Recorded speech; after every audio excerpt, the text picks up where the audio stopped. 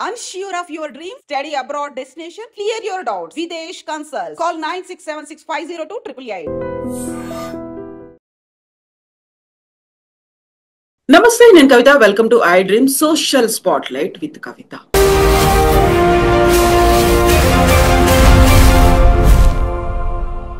ఒక కులోన్మాద హత్య దేశవ్యాప్తంగా సంచలనం కలిగించింది. దాదాపుగా 7 ఏళ్ల తర్వాత కోర్టు తీర్పునిచ్చింది.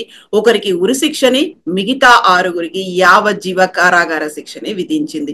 ఇది మాత్రమే సరిపోతుందా? యాక్చువల్ గా మార్పు రావాల్సింది ఎవరిలో? ఎప్పుడు వివక్ష పోతుంది? అటు పేరెంట్స్, ఇటు పిల్లలు ఏం ఆలోచించాలి? కమ్యూనికేషన్ గ్యాప్ ని ఎలా ఫిల్ చేసుకోవాలి? ఓవరాల్ గా సమాజం ఎప్పుడు మార్పు చెందుతుంది? మాట్లాడుకుందాం. బోల్డ్ అన్ని విషయాలున్నాయి. మనతో పాటుగా ఉన్నారు ప్రముఖ హ్యూమనిస్ట్ బాబు గోగినేని గారు. బాబు గారు నమస్కారం అండి. నమస్కారం. సో అమృత ప్రణయ్ ఇష్యూ దేశవ్యాప్తంగా సంచలనం కలిగించింది. ప్రతి ఒక్కరి హృదయాలని కలిచివేసినటువంటి సంఘటన. At the same time father Maruthi Rao మాకు ఆదర్శం. ఒక ఫ్యాన్ క్లబ్లు ఏర్పడ్డాయి. మారుతీరావు అంకుల్ ఫ్యాన్ ని నేను అని చాలా గర్వంగా చెప్పుకుంటున్నారు. అంకుల్ హ్యాట్స్ ఆఫ్, అమర్ రహే మారుతీరావు. ఇలాంటి పోస్టింగ్లు అనేవి కూడా కనిపిస్తుంటాయి. 2 రకాల వరల్డ్స్ లో మనం ఉన్నామా అనిపిస్తోంది. యాక్చువల్ గా ఎందుకండి ఇలాంటి పరిస్థితి ప్రతిసారి పదే పదే మనం మాట్లాడుకునేలా చేస్తోంది? మొదటి విషయం అండి, ఈ తీర్పు వచ్చిన టైంలో హత్యకి గురైన ప్రణయ్, తన తల్లిదండ్రులు, తన అటు సైడ్ కుటుంబ సభ్యులు, తను ప్రేమించి పెళ్లి చేసుకుని తను వెళ్ళిపోయాక ఒంటరిగా ఉంటూ చాలా కాలం వారిద్దరి బిడ్డని పోషించుకుంటున్న అతని ఫార్మర్ వైఫ్, వారి బిడ్డ, వీరందరినీ మనం ఫస్ట్ తలుచుకోవాలండి. ఎందుకంటే వీరందరూ విక్టిమ్స్. మీరు సోషల్ మీడియా పోస్ట్ గురించి ప్రస్తావిస్తూ కొంతమంది ఎలా రాస్తున్నారో చెప్పారు. ప్రణయ్ తండ్రి ఒక ఇంటర్వ్యూలో తన బాధని చెప్పుకుంటూ ఉంటే ఆ వీడియో కింద నీ కొడుకు వల్ల నీకు కాదు నష్టం జరిగింది, మారుతీరావు గారి కుటుంబానికి అని, హంతకుడిని గారు అని, బాధితుల కుటుంబాన్ని నీవు అని. ఒకసారి గమనించండి వీరు రాసే పద్ధతి. ఒక ప్రవచనకారుడి గారి కూతురు గారు టీవీలో, యూట్యూబ్ ఛానల్స్లో యాక్టివ్గా డిస్కషన్స్ కండక్ట్ చేసే ఒక ఆవిడ లవ్వు గివ్వు అంట చూడు ఎక్కడి దాకా వచ్చింది అనే అర్థం వచ్చేటట్టుగా, ఏది టెంపరరీ లవ్ అంట. మనం చంపేస్తే టెంపరీయే కదా లవ్. ఎంతమందికి కష్టం తీసుకొచ్చింది అంటే అమృత అనే అమ్మాయే తప్పు చేసింది అని. ఏమి తప్పు చేసింది అని అంటే వీళ్ళందరి దృష్టిలో నిజంగా అమ్మాయి తన చాయిస్ని ఎక్సర్సైజ్ చేసిందని మాత్రమే కాదు, తన కులాన్ని వదిలేసి సమాజంలో తక్కువ కులం అనుకునే వ్యక్తిని పెళ్లి చేసుకుంది అన్నదే వీళ్ళ కోపం, అక్కసు, ద్వేషం. వీళ్ళందరూ కులోన్మాదులు. ఆ మాట చెప్పలేరు కాబట్టి ఓపెన్ గా చెప్తే, ముఖ్యంగా ప్రణయ్ అనే వ్యక్తి మాల కుటుంబానికి చెందినవాడు కాబట్టి రేపు ఎస్సీ ఎస్టీ అట్రాసిటీస్ కేసు వస్తుందేమో అని భయమేసి అమృత మీద దాడి చేస్తాడు. చూడండి, నువ్వు చేసిన తప్పు కారణంగా అతను చనిపోయాడు, అతని తల్లిదండ్రులకి బిడ్డ లేకుండా పోయింది పరిస్థితి, నీకు భర్త లేకుండా అయింది, నీ నుదుటి బొట్టు చెరిగిపోయింది, నీ తల్లికి కూడా అదే, నీ తల్లికి కూడా అదే అయింది, ఆ బాబుకి తండ్రి లేకుండా. అంటే ఈ అమ్మాయి బాధితురాలా? ఈ అమ్మాయి ఇదంతా చేసిందా పాపం? ఉమ్, నేనైతే ఇవాల్టి మాట కాదండి, ఎప్పుడైతే తన తండ్రి చేసినది తను కండెమ్ చేస్తూ స్ట్రిక్టెస్ట్ పనిష్మెంట్ తండ్రికి రావాలి అని కోరుకుందో, గట్టిగా నిలబడిందో, కుల సంఘాలన్నీ మీటింగులు పెట్టుకుని ఆయనకి జేజేలు చెప్తూ ఉన్నప్పుడు ఆ అమ్మాయి ప్రవర్తన చూసి, నేను బిడ్డ ఉంటే ఇట్లా ఉండాలి అని ఓపెన్ గా రాశాను. నేను బిడ్డ ఉంటే అలాగే ఉండాలండి. తన జీవితంలో తన సహచరుణ్ణి తను ఎన్నుకుంది. అతనేమి రౌడీ కాదు, మోసకారి కాదు, తాగుబోతు కాదు. పాపం ఇద్దరు చిన్నపిల్లలే కదండి, 20లో ఉన్నారు. అక్కడే మెయిన్ కన్సర్న్ కూడా కనిపిస్తుంది. యాక్చువల్ గా ఆ ఏజ్ డిసైడింగ్ ఏజ్ అయినా, ఒక నిర్ణయాలు తీసుకోవాలి జీవితానికి సంబంధించి, భవిష్యత్తుకు సంబంధించి, ఒక పెళ్లికి సంబంధించి అనేది, ఆ ఏజ్ ని ఎలా యాక్సెప్ట్ చేయాలి? ప్రేమ అది వేరే చర్చ అండి. ఉమ్, ఇప్పుడు ప్రేమ అన్నది కలుగుతుందండి ఏజ్తో. ఎలా ప్రేమ? ఇప్పుడు పెళ్లి ఎప్పుడు అన్నది నిర్ణయం తీసుకోవాలి. ప్రేమ అన్నది న్యాచురల్ గా వస్తుంది. It is link to hormones, it is link to you liking someone. ఒక పర్సనాలిటీ, పర్సన్, వారి బాడీ, ఇవన్నీ కూడా they form inputs to your liking or disliking someone. అది వాస్తవం. కాకపోతే ఎవరితో రెస్ట్ ఆఫ్ ద లైఫ్ గడపాలి అన్నది మెచ్యూరిటీతో వస్తుంది అని మామూలుగా అందరం అనుకుంటాం.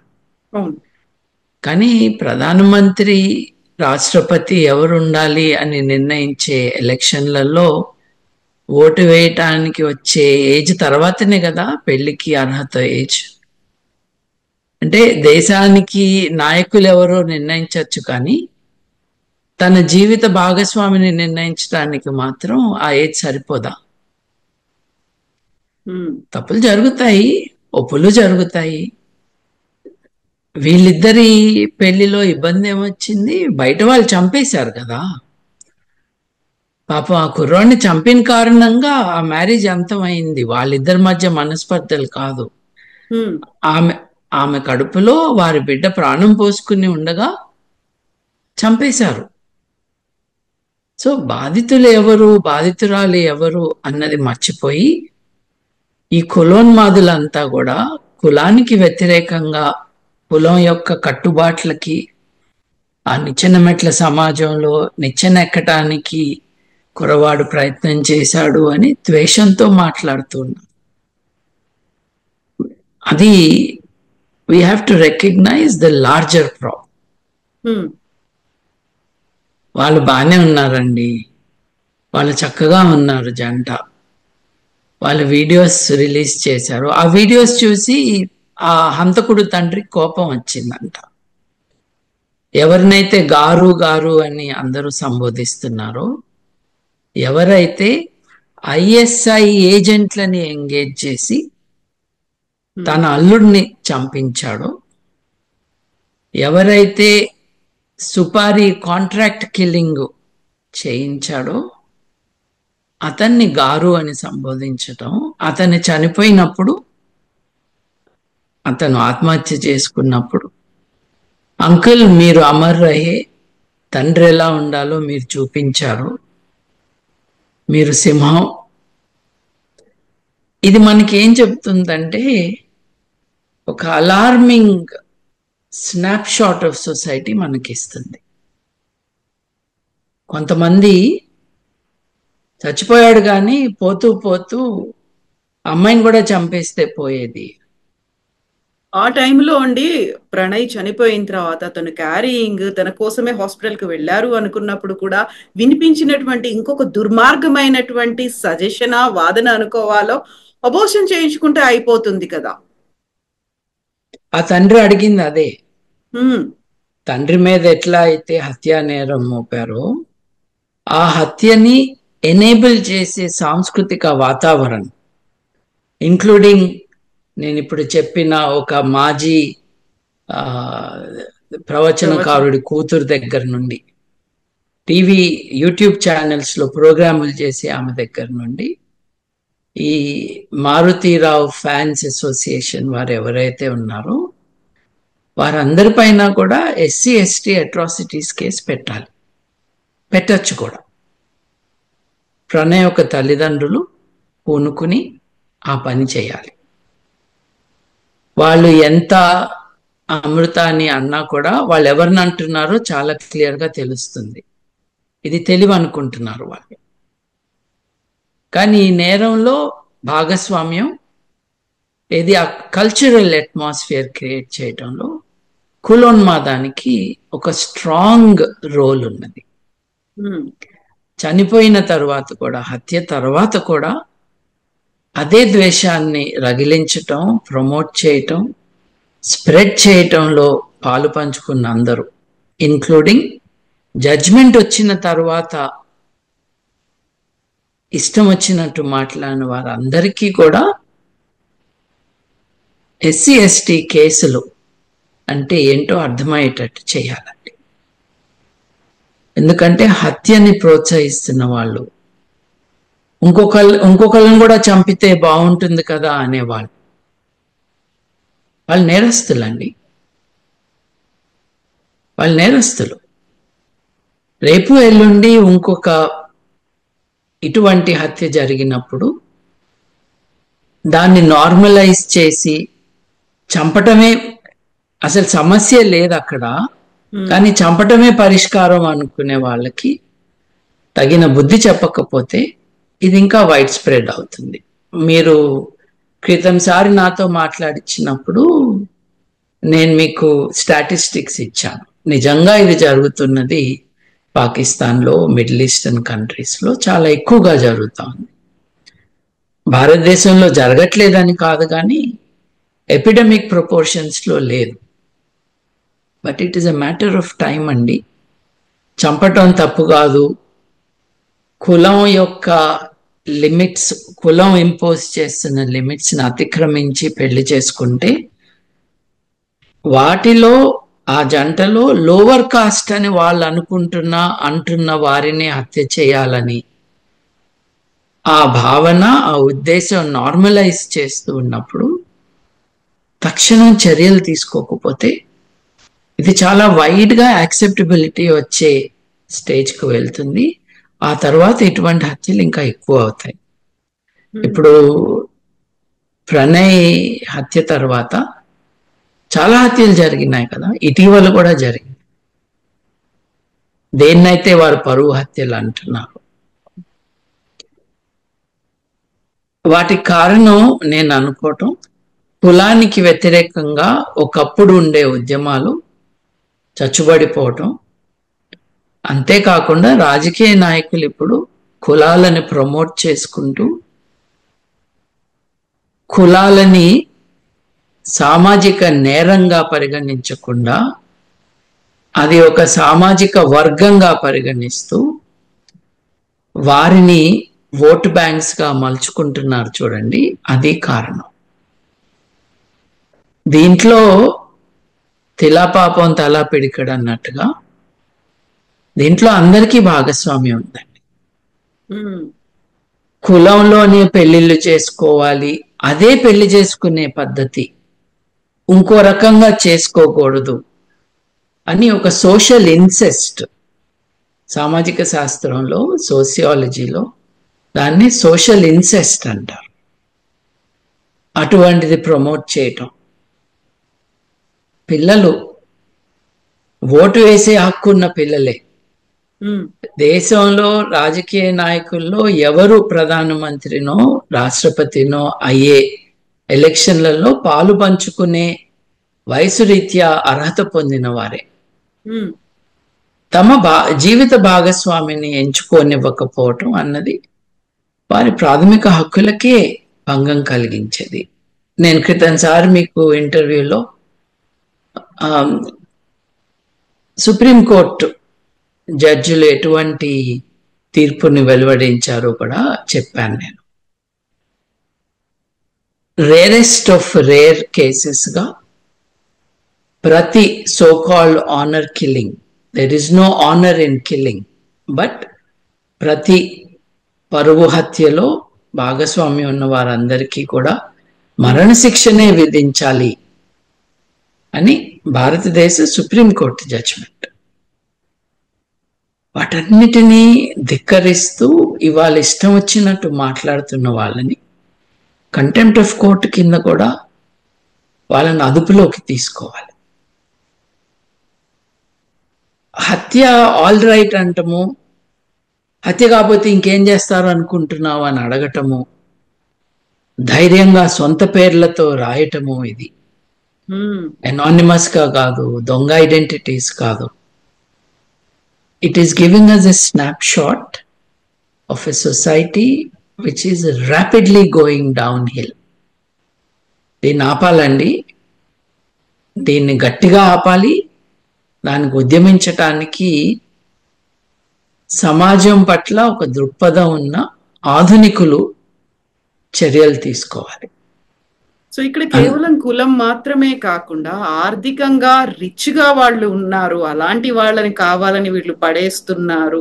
రైస్ బ్యాగ్ల కోసం మతం మార్చుకున్నటువంటి వాళ్ళు చేస్తున్నటువంటి చర్యలు ఇవన్నీ కూడా సోషల్ మీడియాలో హత్య జరిగిన దగ్గర నుంచి నిన్న తీర్పు వచ్చిన తర్వాత కూడా సోషల్ మీడియాలో వచ్చినటువంటి జడ్జిమెంట్లు ఎలా చూడొచ్చు అంటారు దీన్ని? అంటే ఇది ప్రతిదీ కేస్ బై కేస్ చూడాలి. తర్వాత ఈ జనరల్ డిఫమేషన్, ఎవరైతే మతం మార్చుకుంటే అది రైస్ బ్యాగుల కోసం మార్చుకున్నారని ఒక జనరల్ డిఫమేషన్ చేస్తున్నారు చూడండి, దాన్ని అడ్రస్ చేసే ముందు కేస్ బై కేస్ కూడా మనం చూడాలి. ప్రణయ్ తల్లిదండ్రులు వారి వేష భాషలు గమనిస్తే ఓ బస్తాను 2 బస్తాల బియ్యం కోసం వాళ్ళు మారిన వాళ్ళుగా కనిపిస్తున్నారా? వాళ్ళ మతం ఏంటో నాకు తెలీదు, కానీ మారి ఉంటే దానికోసం మారి ఉంటారా? లేదు మీరు ఊరు బయట పడేస్తే మీరు ఊళ్ళోకి రావద్దు అని అంటే కొన్ని వందల సంవత్సరాల పాటు మీ నీడ కూడా మా ఇళ్ల పైన పడకూడదు అని అంటే మీరు మా ఇంక చూడకూడదు, మా కంచంలో మీరు తినకూడదు, మేము వాడే గ్లాసును మీరు ముట్టుకోకూడదు. 2 గ్లాసుల సిస్టమ్ తెలంగాణలో ఉంది. మీరు రోడ్ సైడ్ పూరి గుడిసెలో నడుపుతున్న హోటళ్లలో మీరు అణగదొక్కబడిన కులాలు, మాలా మాదిగా ఎస్సీ ఎస్టీకి చెందిన వారు చాయ్నో కాఫీనో తెచ్చుకోవాలి అని అంటే అక్కడ డబ్బులు అక్కడ పెట్టాలి. మీరు ఇచ్చిన డబ్బులు వాళ్ళు ముట్టుకోరు, మీరు అక్కడ టేబుల్ మీద పెట్టాలి. చూరులో ఒక గుంజ పైన ఉన్న గ్లాసు తెచ్చుకోవాలి, ఆ గ్లాసులో పైనుంచి పోస్తారు, తాగేసి గ్లాస్ కడిగేసి మళ్ళీ పైన పెట్టేసి చూరులో వెళ్ళాలి. నువ్వు ఇదంతా చేసి రైస్ బ్యాగ్ అంటావేంటి? కనీసం రైస్ బ్యాగ్ కోసం మారారు అని అనుకుందాం. రైస్ బ్యాగ్ కోసం ఎవరు మారుతారండి? ఆకలితో ఉన్న వాళ్ళు మారుతారు. రైస్ బ్యాగ్ అంటే ఏంటి? లగ్జరీ ఐటమా? రైస్ అండి, మీరు కడుపుకు అన్నం తింటుంటే మీకు తెలుస్తుంది కదా. ఆకలితో ఉన్న వాళ్ళకి తినటానికి ఏదో ఇచ్చుంటారు. ఎందుకు నువ్వు ఇవ్వలేదు? అది నువ్వు వాళ్ళకు అందుబాటులో లేకుండా ఒక సామాజిక వ్యవస్థని క్రియేట్ చేసి వాళ్ళని ఊరు బయట వెలివేసి పెట్టావు కాబట్టి. అప్పుడు అది తప్పంటే ఎలా అండి?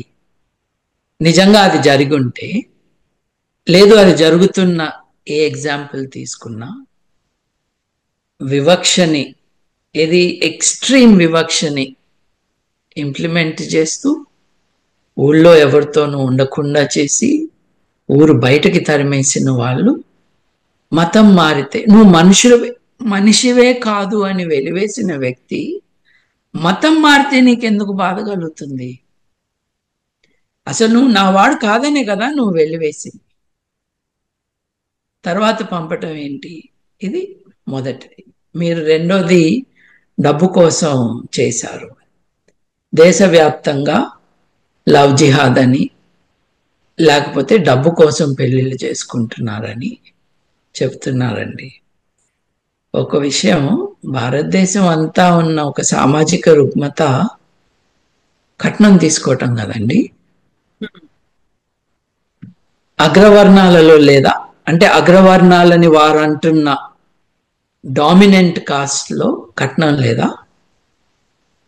డబ్బు కోసం కాదు, మీరు మీ మగపిల్లల్ని అప్పటిదాకా మీ పిల్లలు చూడని యువతులకి ఇచ్చి పెళ్లి చేయాలని వ్యాపార లావాదేవీలాగా కట్నం గురించి మాట్లాడుకుని పెళ్లి చేస్తున్నారే, మీరెలా అంటారండి డబ్బు కోసం చేసుకుంటున్నారు అని?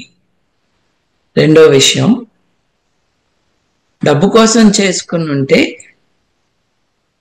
ప్రణయ్ అనే ఆయన ఈ అమ్మాయిని తీసుకుని రిలేటివ్లీ పువర్ హౌస్ లో ఎందుకుంటాడు? డబ్బే ముఖ్యం అనుకుంటే ఈ పాప ఎందుకు ఇల్లు వదిలేసి వెళ్ళిపోయింది?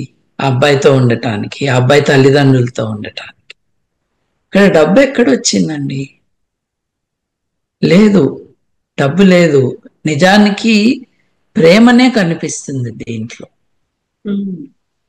ఒకరినొకరు సంబరంగా చూసుకుంటున్న వీడియో చూస్తే ఆ కిరాతకుడికి వీళ్ళని చంపేయాలనిపించి ఎవరు చంపుతారు అని చూసుకుని ఐఎస్ఐ ఆపరేటివ్స్ కి డబ్బులు ఇచ్చి బీహార్ నుంచి ఉత్తర భారతదేశంలో డిఫరెంట్ స్టేట్స్ నుంచి మనుషులను రప్పించి లోకల్ పొలిటికల్ యాక్టివిస్ట్ ఒకరితో కోఆర్డినేట్ చేయించి హత్య చేయించాడు. ఇవన్నీ వాస్తవాలైతే రైస్ బ్యాగ్ అని, లేకపోతే డబ్బు కోసం చేశారని అనటం ప్రణయ్ గురించి, అమ్మాయి అమృత గురించి ఏమీ చెప్పట్లేదు. ఇలా మాట్లాడుతున్న వాళ్ళు మనుషులు కాదు అని చెప్తుంది మనకి. ఎందుకంటే వీళ్ళ మనసులో కరడు కట్టుకుపోయిన ప్రెజుడిస్, ప్రివిలేజ్, ఈ కట్టుబాట్లు అంటాము, ఇట్స్ వర్స్ దెన్ దట్. కులం యొక్క కట్టుబాట్లని ఎవరో బ్రేక్ చేశారన్న కోపం. ఎందుకంటే వీళ్ళకి మనుషుల కంటే కులం ఎక్కువ కావాలండి. వీళ్ళు ఆధునిక భారతదేశంలో, మన రాజ్యాంగంలో, మన దేశం యొక్క ఉద్దేశం సమానత్వం, సౌభాతృత్వం. ఆ భాషలో ఆడవాళ్ళ ఇంక్లూజన్ లేదు, కానీ హ్యూమన్ సాలిడారిటీ ఉండేటట్టుగా, అందరికీ న్యాయం చేకూరేటట్టుగా ఉండే దేశం మనం నిర్మించుకుంటాము. అదే మన దేశం యొక్క ఉద్దేశం అని రాజ్యాంగంలో రాసుకున్నాం. వీళ్ళు మిస్ఫిట్స్ కదండి. ఇట్లా మాట్లాడుతూ ఇట్లా ఆలోచిస్తున్న వారు, వారికి ఎడ్యుకేషన్ ఇవ్వాలి. ఏంటంటే తరతరాలుగా వస్తూ చిన్నప్పుడు, ఇప్పుడు మనం క్రితంసారి మాట్లాడుకున్నప్పుడు నానమ్మ సంతోషం కోసం హత్య చేసిన మనవాళ్ళ గురించి మనం చూసాం.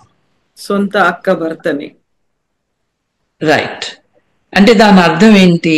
చిన్నప్పటి నుండి తాతలు, అమ్మమ్మలు, నానమ్మల దగ్గర లేదు తల్లిదండ్రుల దగ్గర ఇటువంటి నేర్చుకుంటున్నాం. స్కూల్లో కొంచెం కౌంటర్ బ్యాలెన్స్ అవుతుంది. స్కూల్స్ ఐడియల్ కాకపోయినా ఆ వివక్ష ఆ లెవెల్లో స్కూల్స్లో ఉండదు. ఒకరినొకరు కలవటం, ఒకరితో ఒకరు మాట్లాడుకోవటం జరుగుతుంది కదా. అందుకే యూనిఫామ్ సిస్టమ్ అనేది కూడా వచ్చిన తర్వాత కరెక్ట్, హెచ్చు తగ్గులు లేకుండా, ఎక్కువ తక్కువ అనేది లేకుండా. మా తాతగారండి లాయర్, ఆయన మద్రాస్ హైకోర్టు గుంటూరులో ప్రాక్టీస్ చేసేవారు. ఆయన కొలీగ్స్ భారతదేశ స్వాతంత్రానికి ముందు స్కూల్ పెట్టి స్కూల్లో అన్ని కులాల వారిని ఒకే బెంచ్ మీద కూర్చోబెట్టారు. ఈ రోజు కూడా చాలా గ్రామాల్లో జరగట్లేదండి. నేను 1930s, 40s గురించి చెప్తున్నా.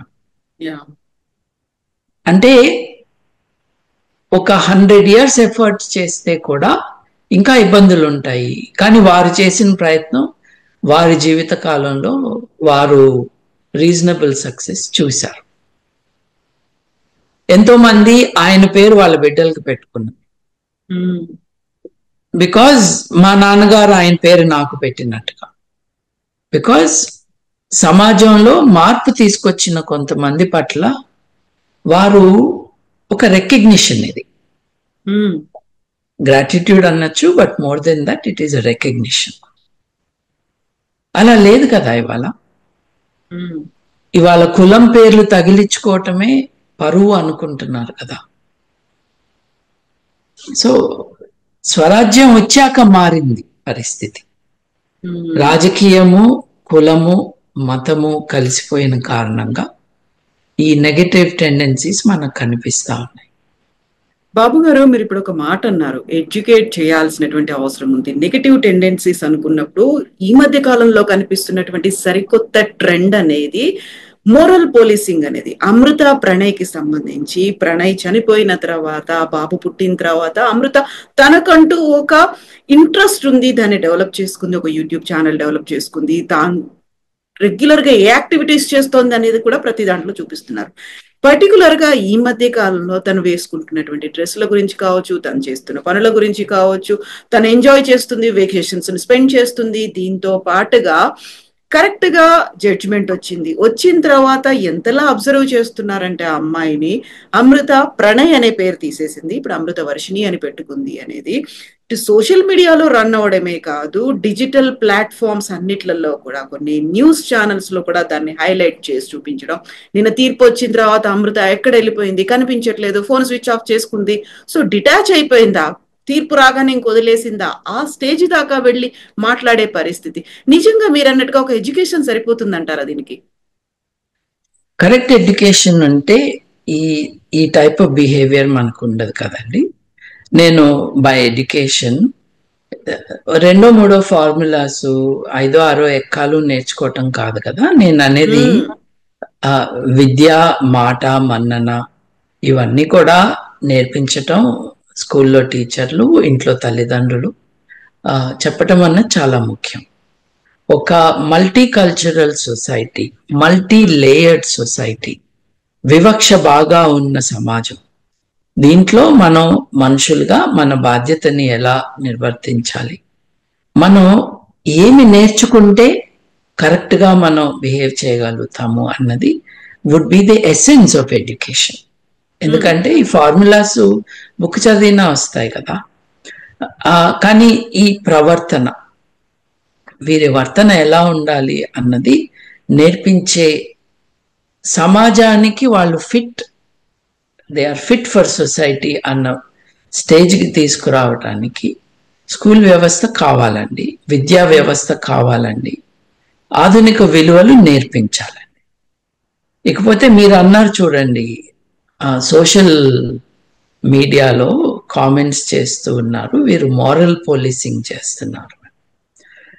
మోరల్ పోలీసింగ్ కంటే కూడా నా దృష్టిలో వీళ్ళు స్టాకింగ్ చేస్తున్నారు. అంటే ఒకరిని వెంటబడుతున్నారు, వారి జీవితాన్ని వారి ఇష్టం వచ్చినట్టుగా మలుచుకోవటానికి అవకాశం అంటే వీళ్ళెవరు వెళ్ళి ఆ అమ్మాయిని రోడ్డు మీద అడ్డం నుంచుని ఇది చేయొద్దు అనే వాళ్ళు కాదు. కానీ ఆధునిక సమాజంలో మన లైఫ్స్ ఏమిటి అనంటే they are partly real, they are partly virtual. ఇప్పుడు ఫోన్లోనే ప్రపంచం అంతా అందరి చేతిలోకి అందుబాటులోకి వచ్చిందండి. ఫోన్లో చాలా మంది ఫోను బయట, ఫోను లోపల బతుకుతూ ఉన్నారు. ఏదైనా ఒక వార్త చూస్తే స్పందించటము, దాంట్లో రాయటం. ఒకప్పుడు ఈ పాన్ డబ్బా దగ్గర బీడీలు కొనుక్కోవటానికి, పాన్ చుట్టించుకోవటానికి వెళ్ళి అక్కడే ఒక కాఫీ తాగి ఓ నలుగురిని కలిసి మాట్లాడుకునే అడ్డాలుగా ఉండేవి ఇటువంటి ప్లేసెస్. ఈరోజు అడ్డాలు లేవు కదండి. న్యూస్ పేపర్ కొనడానికి మీరు పాన్ డబ్బా దగ్గరికి వెళ్ళక్కర్లేదు, మీకు నెట్లో వస్తుంది.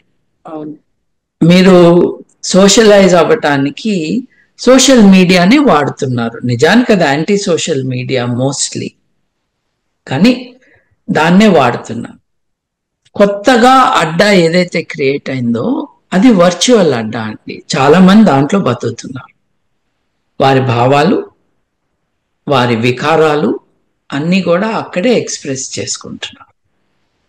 ఇప్పుడు సైబర్ చట్టం ఎందుకు ఉంది అని అంటే, దాంట్లో వీళ్ళు కాంట్రిబ్యూట్ చేస్తూ సమాజంలో అలజడి తీసుకురావటానికి, నేర ప్రవృత్తిని ముందుకు తీసుకువెళ్ళటానికి రిజల్ట్స్ గా కనిపిస్తున్నాయి. కాబట్టి that needs to be curtailed or punished.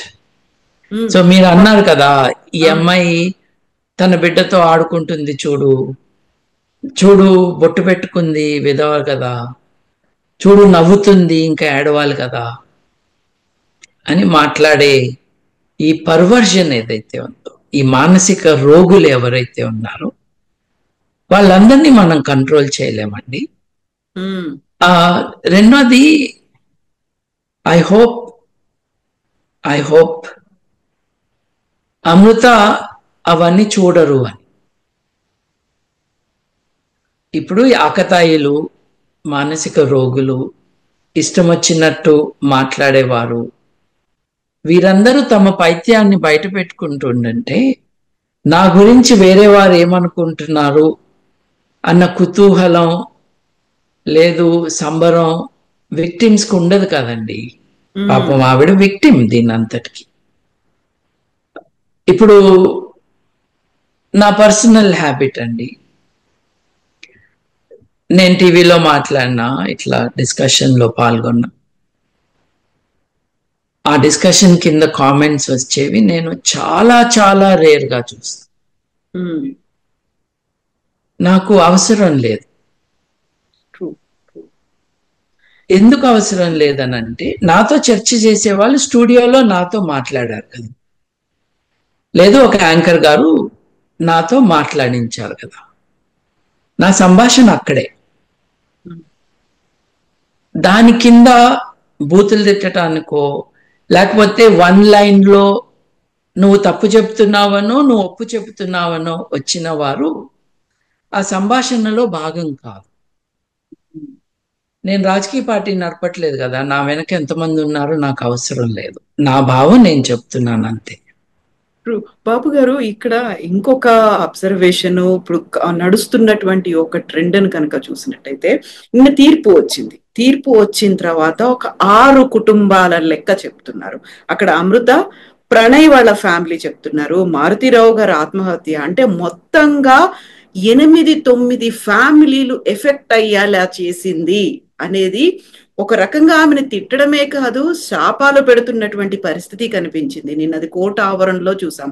At the same time Maruthi Rao పెంపకానికి సంబంధించో, లేకుంటే మారుతీరావుని ఒక తండ్రిగా ఆయన సరైన నిర్ణయమే తీసుకున్నాడు అనేటువంటి వాదనలు, ఈ 2 రకాల యాంగిల్స్ ని ఎలా చూడొచ్చు అంటారు?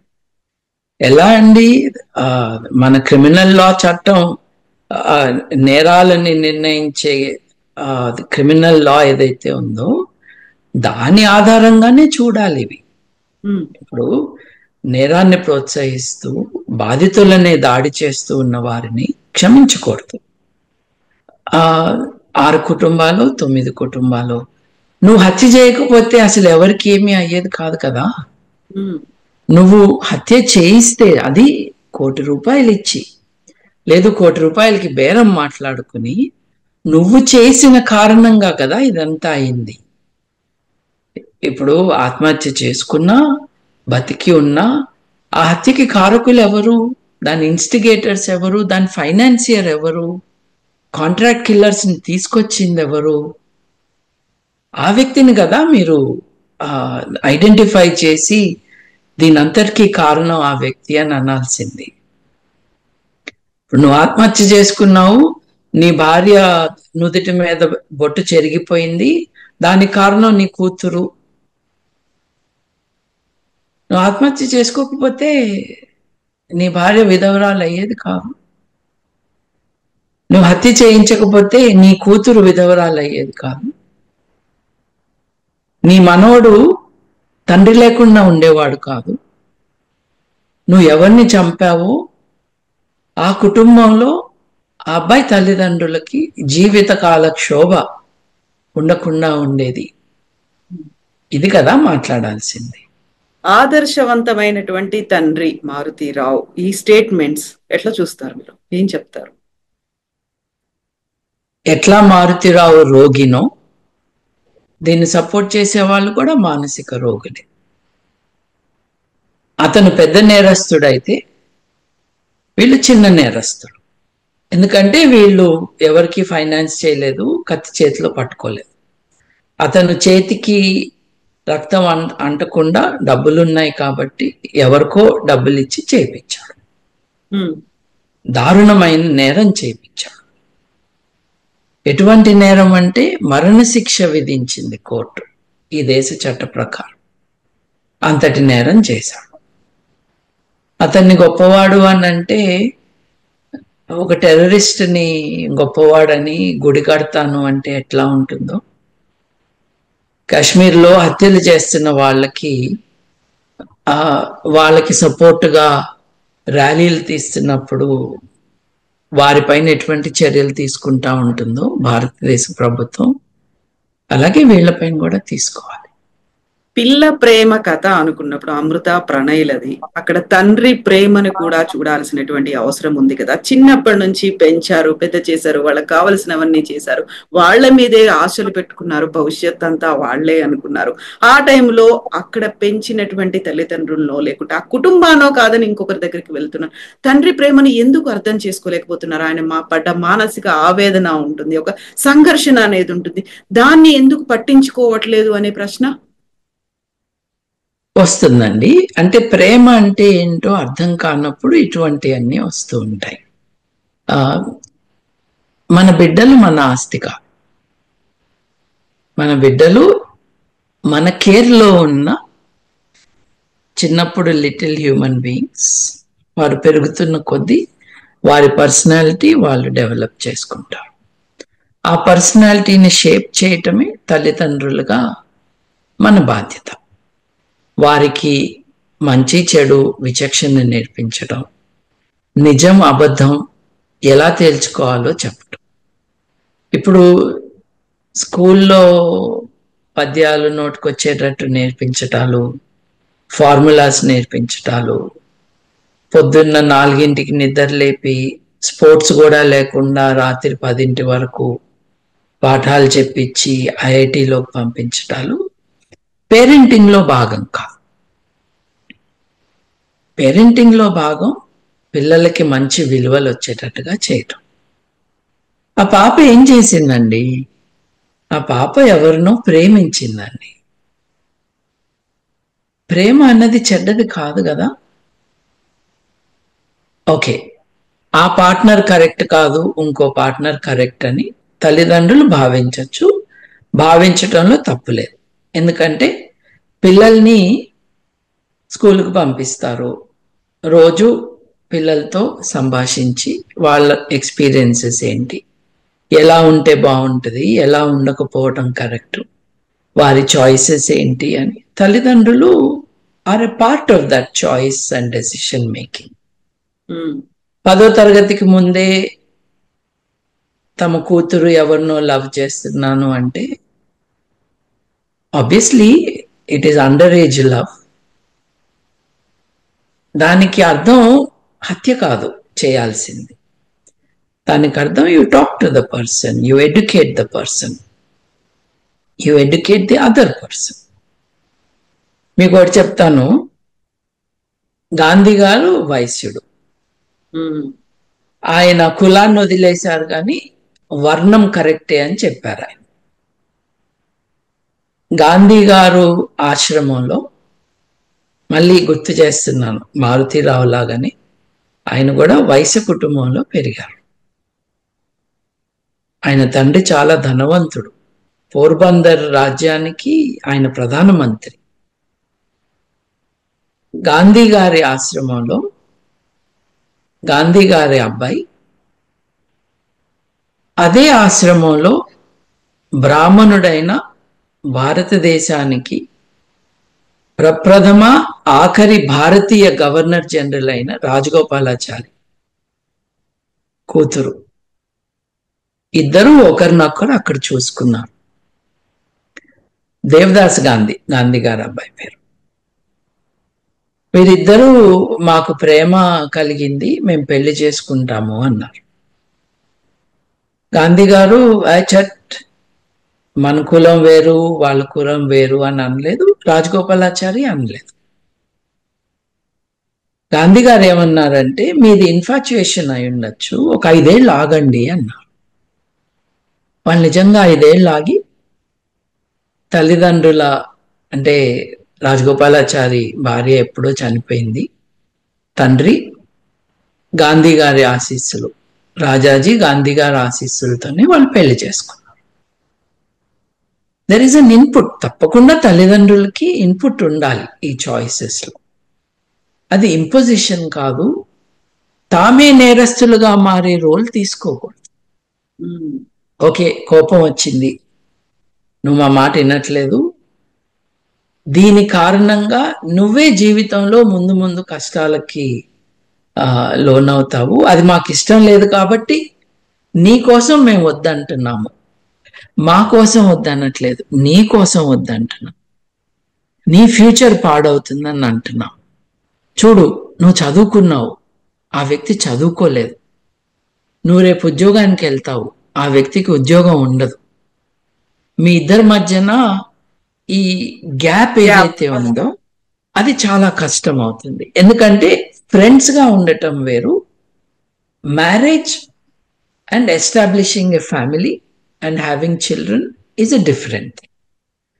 ఇప్పుడు ఇద్దరు మిత్రులు విడిపోతే there will be emotional hurt. పెళ్ళప్పుడు, పెళ్లి తర్వాత ఆస్తుల విభజన జరగాలి, పిల్లల బాగోగుల విషయంలో ఎవరి బాధ్యత ఏంటో తెలుసుకోవాలి.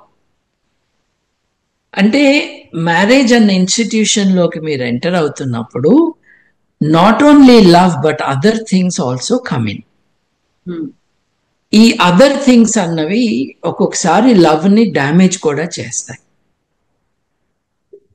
కాబట్టి మనం జాగ్రత్తగా ఆలోచించుకుందామమ్మా, ఇద్దరం కలిసి మాట్లాడుకుందాం.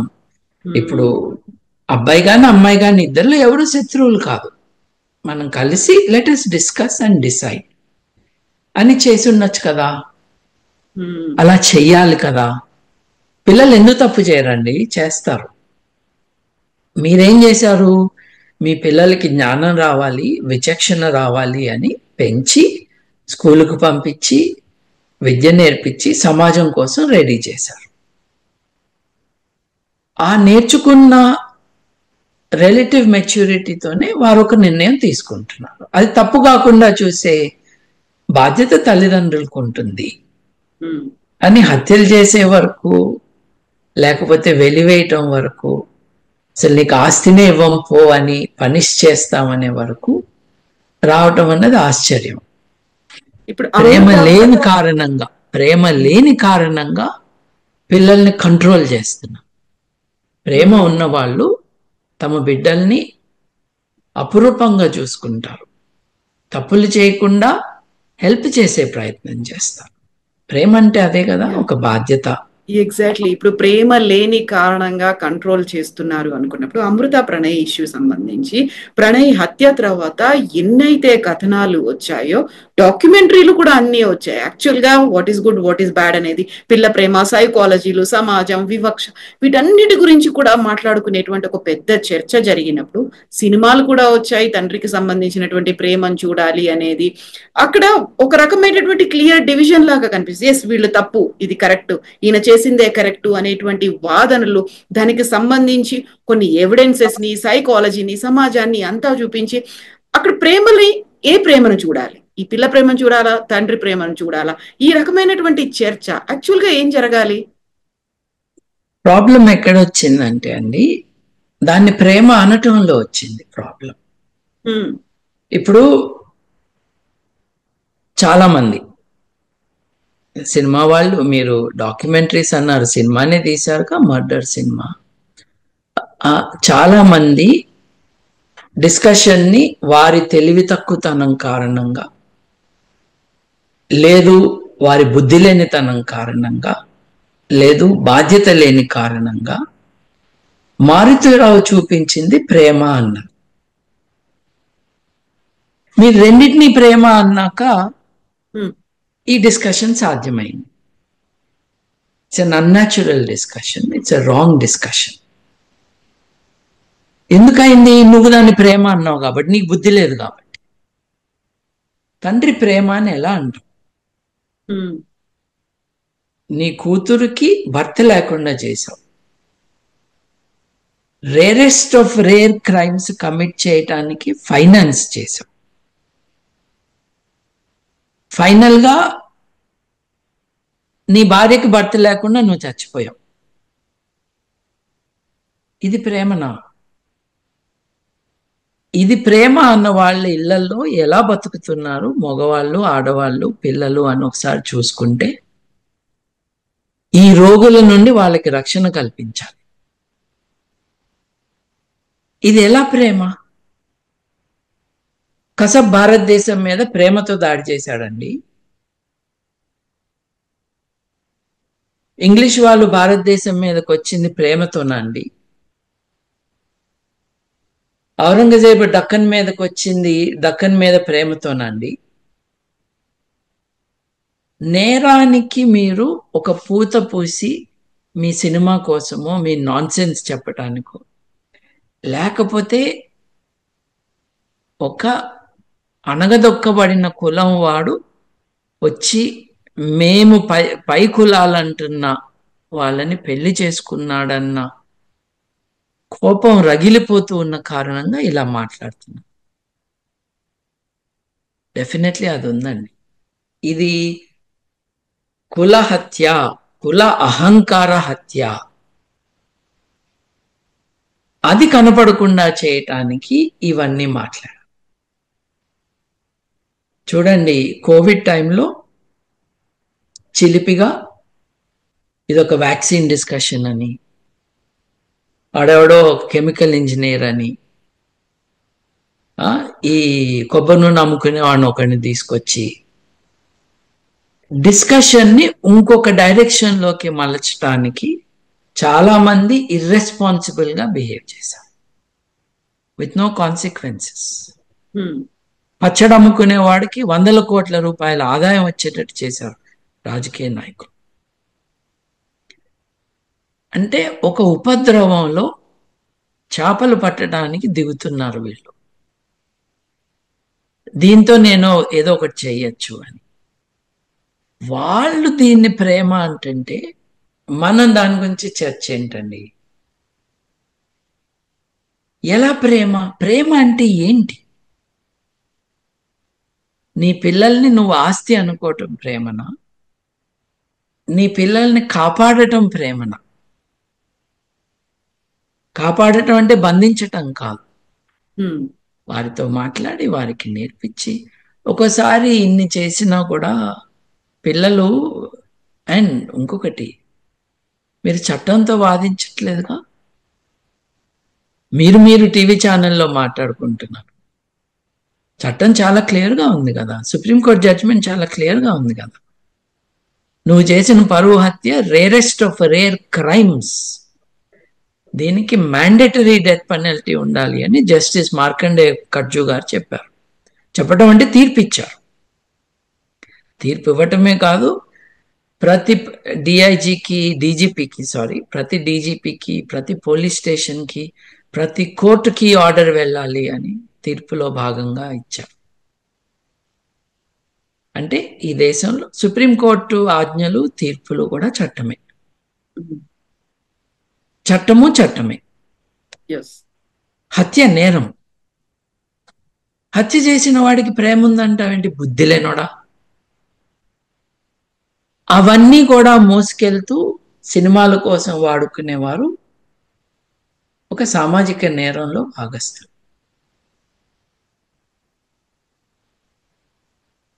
ఎస్ బాబు గారు, థ్యాంక్ యూ సో మచ్ అండి.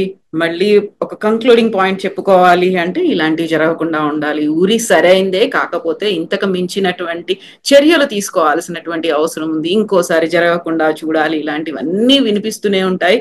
నిజంగా మీరు చెప్పినట్టుగా ఎస్ అండి. ఒక విషయం అండి, నేను మానవవాదిని.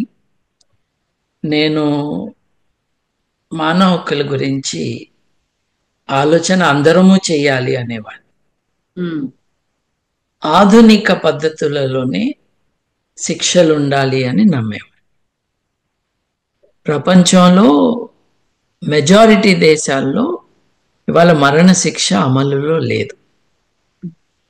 పుస్తకంలో ఉన్నా కూడా, శిక్షాస్మృతుల్లో ఉన్నా కూడా అమలు జరగటం దాదాపుగా ఆగిపోయింది.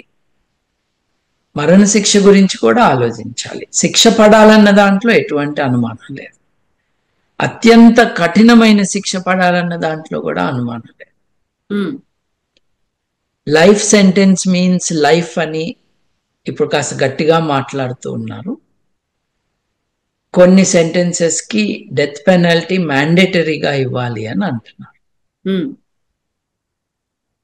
ఎందుకు ఇవ్వాలి? అది రివెంజ్ కోసమా, సంస్కరణ కోసమా, సమాజంలో బాధితుల్ని రక్షించటం కోసమా, వారికి న్యాయం చేయటం కోసమా, ముందు ముందు ఇటువంటి నేరాలు జరగకుండా ఉండటానికి విధిస్తున్న శిక్షల అన్న విషయంలో మళ్ళీ ఒక మోడర్న్ డిస్కషన్, డిబేటు ఉండటం అవసరం అని భావించే వాళ్ళల్లో నేను ఒక. డెఫినెట్ గా అండి. ఎందుకంటే ఇప్పుడు నిన్న ఉరి శిక్ష విధించిన తర్వాత చాలా మంది ఉరి సరైందే, జరగాల్సిందే, ఇంకా ఏంటి బహిరంగంగా ఉరి తీయండి, అందరూ చూసేలా ఉరి తీయండి, సో దట్ అందరికి బుద్ధి వస్తుంది, ఇలాంటి తప్పులు మళ్ళీ జరగకుండా ఉంటాయి అనేటువంటి వాదన కూడా వినిపించింది. కాబట్టి ఇట్లా మాట్లాడే వాళ్ళు ఆదివారం కోడి తీసుకొచ్చి మెడ కొయ్యమంటే కొయ్యరండి. వీళ్ళు మళ్ళీ షాపుకి వెళ్ళి తెచ్చుకుంటారు కోడిని. నోటికొచ్చింది మాట్లాడే ఉన్మాదం, అనాలోచితంగా మాట్లాడే జనాలు ఎక్కువైపోతున్నారు. బహిరంగంగా ఉరి తీయటాలు, రాళ్ళు పెట్టి కొట్టటాలు ఇట్లాంటివి మధ్యప్రాచ్య దేశాల్లో, సౌదీ అరేబియాలో కానీ, యెమెన్లో కానీ, ఇరాన్లో కానీ జరుగుతూనే ఉన్నాయిగా.